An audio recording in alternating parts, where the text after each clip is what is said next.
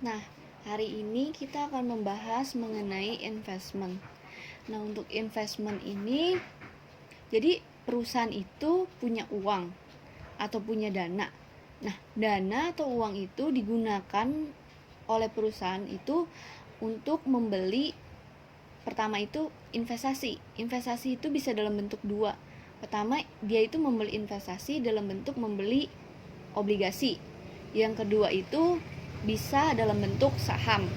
Nah, kalau untuk yang kasus pertama ini, hari ini kita akan bahas yaitu exercise 1. Di exercise 1 ini tuh masih tentang investasi dalam bentuk membeli obligasi atau surat utang itu sendiri. Langsung aja kita masuk ke soal exercise 1. Nah, di exercise 1 ini diketahui Dea Company itu mempunyai transaksi selama tahun 2017 dan 2019. Nah, untuk transaksinya itu kita lihat aja langsung di tahun 2017. Nah, di 1 Januari kita mulai.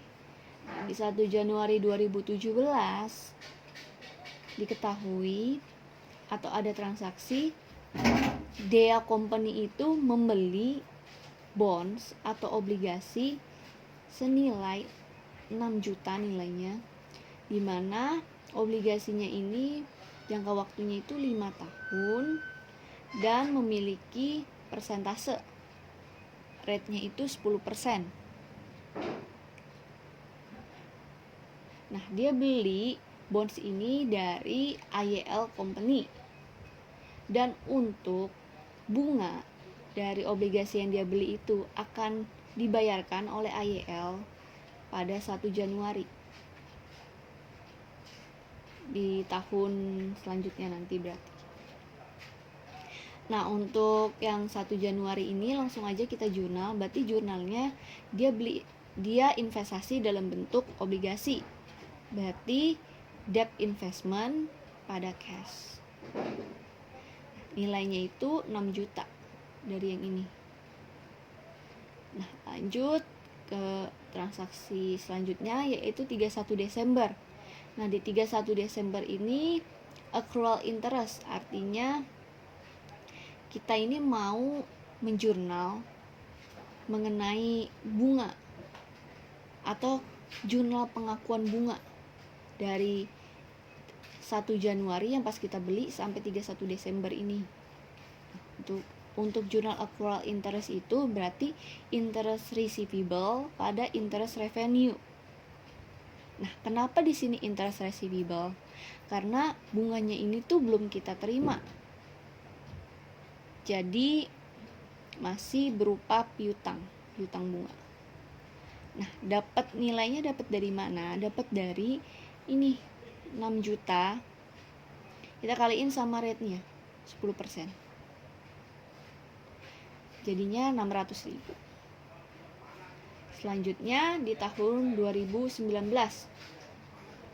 Nah, di tahun 2019 1 Januarinya ini diketahui nih si Dea Company itu ternyata menerima bunga dari si AYL Company terkait investasi yang dia punya tadi.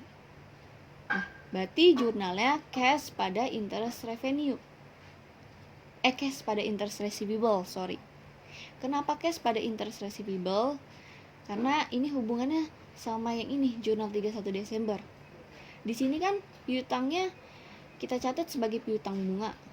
Nah, waktu kita terima, piutang bunganya kita hapus, interest receivable kita hapus, kita ganti ke cash.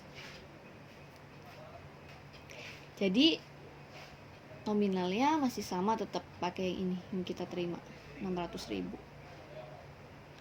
Nah, lanjut di 1 Januari 2019. Nah, di 1 Januari 2019 ini Dea Company itu menjual bondsnya itu 4 juta. Nilai bonds 4 jutanya itu dia jual dengan rate-nya itu 105%. Berarti jurnalnya cash, debt investment. Nah, selisihnya itu loss or gain. Nah, kalau dalam kasus ini kita langsung cari aja, berarti cashnya 4 juta yang kita jual kita kaliin sama rate-nya 105%, dapatnya 4.200.000. Nah, di kredit investasinya berkurang. Investasi dalam bentuk hutangnya ini, hutang obligasinya ini berkurang sebesar 4 juta yang tadi dia jual. Karena di sini di sisi debit 4.200.000, sedangkan di sisi kredit 4 juta, makanya sisanya itu berarti kurang 200. Nah, 200 ini kita catat sebagai gain on sale of debt investment. Nah, kalau misalnya terjadi sebaliknya, berarti tinggal jurnalnya loss on sale of debt investment. Disesuaikan aja. Nah, lanjut untuk yang terakhir 31 Desember, accrual interest. Nah, untuk accrual interest-nya itu sama jurnalnya kayak yang 31 Desember di 2017 ini. Interest receivable pada interest revenue. Nah, cuman hati-hati, waktu di 31 Desember 2019 ini investasi yang dia punya itu bukan 6 juta lagi, karena dia udah jual 4 juta. Jadi nilai investasinya itu 2 juta. Makanya yang kita akuin sebagai bunganya nanti tuh dari 2 jutanya ini kita kaliin sama 10%. Jadi dapatnya 200.000. Gitu aja untuk yang exercise 1.